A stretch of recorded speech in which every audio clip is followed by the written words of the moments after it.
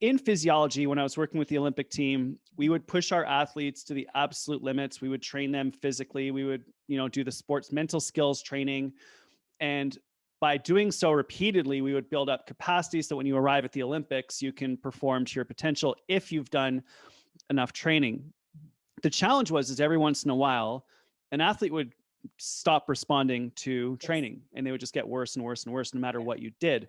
And research was done on that state, which was discovered to be what we call burnout. So there's two states that we encountered. One was overreaching, which is you're really, really tired. You're really, really fatigued. If you stay in that state for too long, you end up in burnout, from which it's very, very difficult to recover.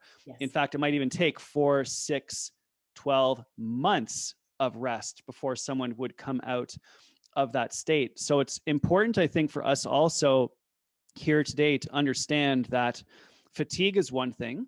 That is, you've got your body's too hot. You can't keep going. You haven't eaten well. You're out of energy. You didn't sleep well. You're not feeling energized the next day, which are relatively easy to fix in a short. Take a cold shower, you're good. Have a meal, awesome. Sleep, you're better.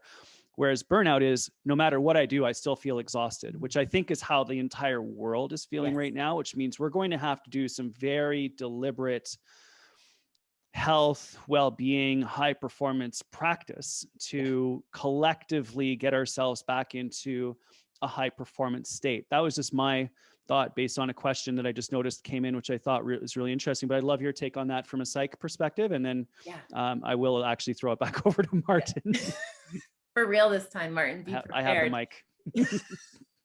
Okay. So Greg, you're absolutely right. And what you're describing in terms of that athletic trajectory is something that we see outside of sports as well. And, we see that when we kind of like imagine this, like, I think of my folks who have busy seasons in business, right? We just have to get through these 90 days and then we can catch our breath. Now, I believe what's so important is that we start to be thinking about how do we create opportunities of active recovery during our performance windows. So often we think we need to do active recovery or rest. We need to do, or the wellness practices, we have to do it at the end of the day, or we have to do it on the weekends, or when we take those elusive vacation days. The real art, craft, and science of wellness is learning how to braid it within your day from start to finish. It's just part of how you show up, how you actually build your workflow, and how you are able to perform and to deliver. So when I think about this kind of the collective trauma, people are going to be tired on the other end of it. What I think is so important is to identify that because trauma and emotional trauma, it lives in our bodies.